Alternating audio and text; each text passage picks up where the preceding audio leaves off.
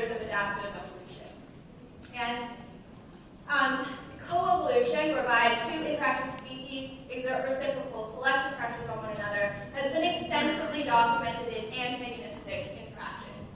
Genetic variation underlying traits in these interactions is thought to be promoted through arms races and fluctuating selection dynamics, whereas in contrast to that, the concordant fitness interests of partners in a mutualism is thought to actually promote evolutionary stasis, whereby traits are converging on an optimum for both species.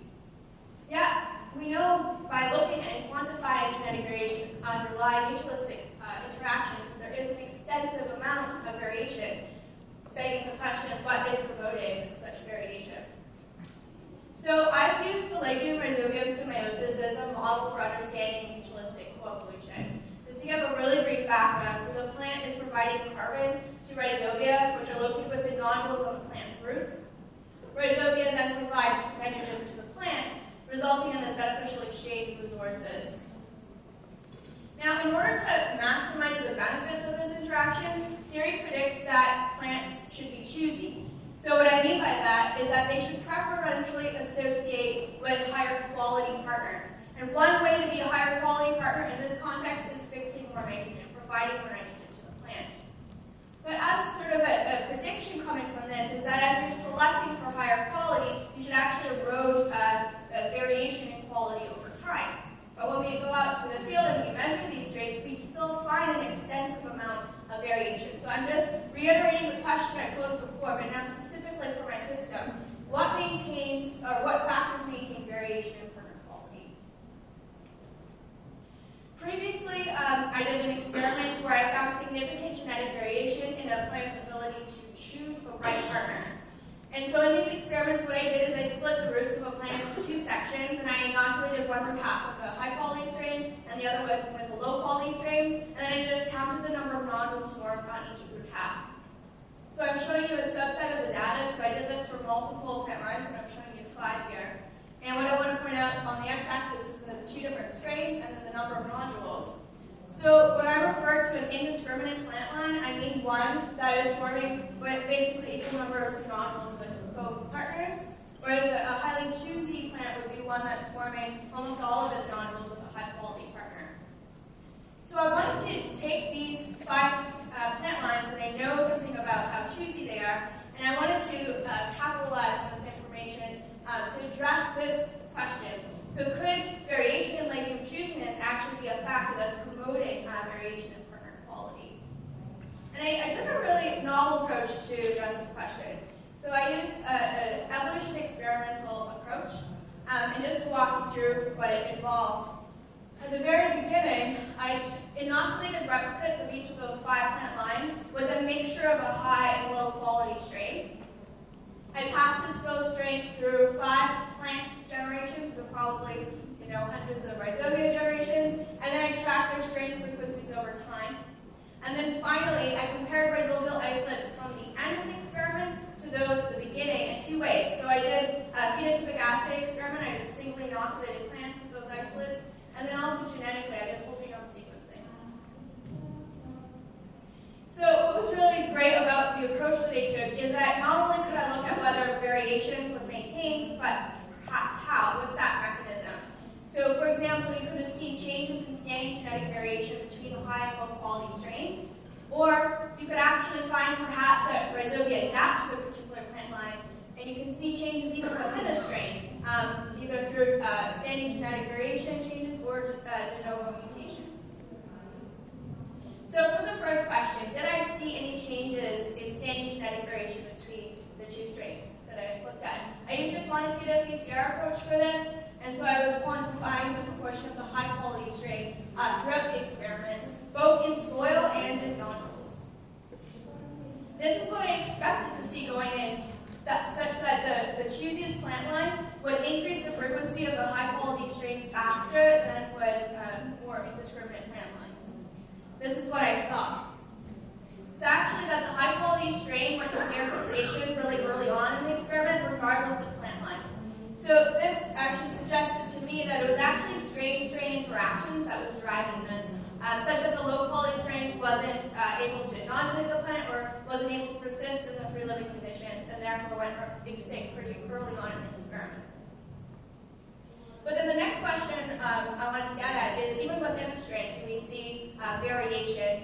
And so what I did is I took isolates from the very end of that experiment and compared them to the beginning, just by inoculating each of those 5 plant lines with either an ancestral or derived isolate. And I measured 2 things. So I used a proxy for partner quality or rhizobia quality. Typically, people use above ground biomass for that. And then for rhizobia fitness, I used nodule number. Again, another really common way to assess that. And interestingly, I found significant genetic variation in both partner quality and fitness within within the derived isolates. And part of the reason that's generating that variation, we think, is due to local adaptation. Rhizobia adapted to the plant line. So I'm going to walk you through those results. On the left panel, we have rhizobia quality, right panel, rhizobia fitness on the y-axis, and then along the x, we have whether an isolate shared an evolutionary history with the plant line that's being tested on. So just to go for the first example, this is on the Choosey's plant line. So what you see is that isolates that share an evolutionary history tend to be higher in both quality and fitness compared to those that don't. So the blue is they don't, red they do.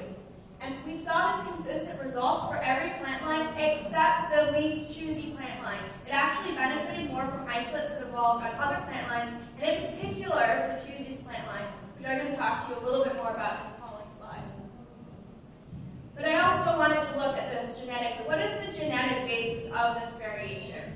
So I submitted my derived isolates as well as multiple replicates of my ancestral and used an Illumina sequencing platform to get back a whole bunch of reads. And before I really go into the results here, what I want to point out is that all of these isolates belong to the strain Espermellilodi, and it has a multi-partite genome. So it has a chromosome that's just over half the entire genome, but then it has these 2 symbiosis plasmids, PSMA and PSMB, and these are the regions where the genes that control nodulation, nitrogen fixation, and infection are thought to occur. So these are kind of the areas that I expect a lot of the activity to happen.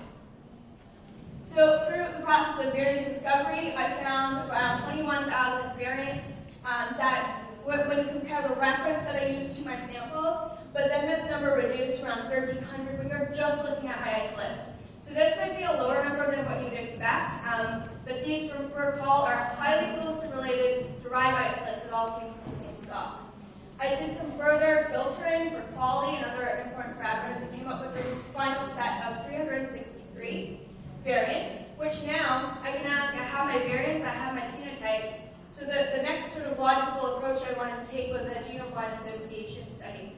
So not only do I have phenotypes of rhizobia quality that I averaged across plant lines, I actually have them for each plant line individually, so I can assess whether a variant is associated with those phenotypes for each plant line. So here are the results from that. So just to kind of walk you through, this is a Manhattan plot, but because it has such few variants, I like to call it a Providence plot. And on the y-axis, we have beta scores. So that's basically the effect size of each variant. How associated is it with a particular phenotype? Along the axis, of course, we have the genomic position, and I cut the color scheme to save the different genomic regions. And right away, it might be obvious to you guys that most of those variants are located on the symbiosis plasmids. But what I'm not showing you here is whether these variants are significant or not. And so I decided to take a permutation approach to test for significance. When I layer those significant variants on, you can see that they're actually completely limited to the plasmids, which is really interesting. The next graph I'm going to show you, I'm regressing the beta scores on the y-axis. Because we have this underlying assumption that in mutualism, you should have fitness concordance. But that doesn't necessarily mean that there's going to be particular variants that sort of stray from that concordance.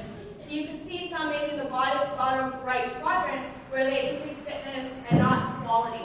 But we actually didn't find any examples of that. So all of these variants are concordant for both quality and fitness. What I'm showing you now is, remember, I don't just have average phenotype, I have it for every single plant line. So in total, I had 97 significant variants across the board. And just to kind of simplify here, I categorized them into 3 groups. There were variants that had significant effects in multiple plant lines. So these are sort of like broad effect variants. There were also ones that had specific effects, so only on one plant line, and sometimes they shared an evolutionary history with that plant line, and sometimes they didn't. So just to kind of condense that into sort of this summarizing plot here, we have those three groups along the x-axis, and the numbers at the top are the numbers of variants that fall into each of those groups. Beta scores on the y-axis. And there's a lot going on here, but what I want to point out to you is that there are several variants that had positive effects across the board. And they actually evolved on the most choosy plant line. So there's something about that line that was increasing quality and fitness of the strains across the board, not just for that particular plant line. But another thing I want to point out here is that most of our SNPs were actually only significant on a single plant line, suggesting to us that maybe local adaptation is mostly driven by the fact that some variants are conditionally beneficial in some conditions, maybe when they share an evolutionary history, but in others they're actually neutral, and that could produce the patterns that we saw. So taking all of this together, we're using this sort of novel approach to get at the question of what's maintaining variation partner quality. We don't see much evidence that it's changes in standing genetic variation between strains, but we do have lots of evidence that it could be within a strain rapidly adapting to the host that it's being paired with. And overall, this sort of suggests sort of a new paradigm for mutualistic coevolution. So yeah, we do have fitness concordance, at least in the example I showed you today, but that doesn't necessarily mean that you're going to have reduction in genetic variation. Actually, local adaptation could be a huge source for that genetic variation found in nature. So thanks very much.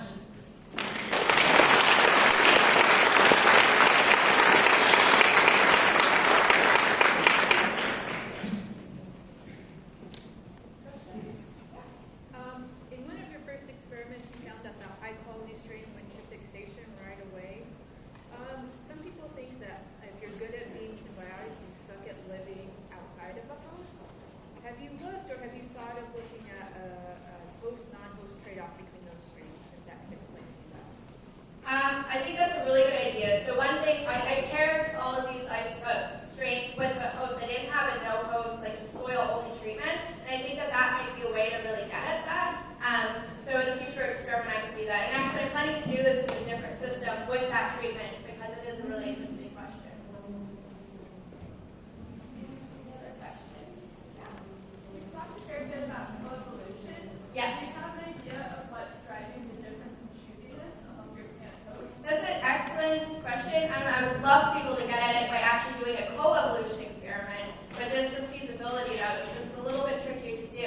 But yeah, so for example, I can imagine, the indiscriminate plant line, especially if it's not getting as much benefit, maybe over time it would also become more choosy. So maybe there's this sustaining genetic variation for choosiness, and then, I happen to capitalize that on the lines that I showed.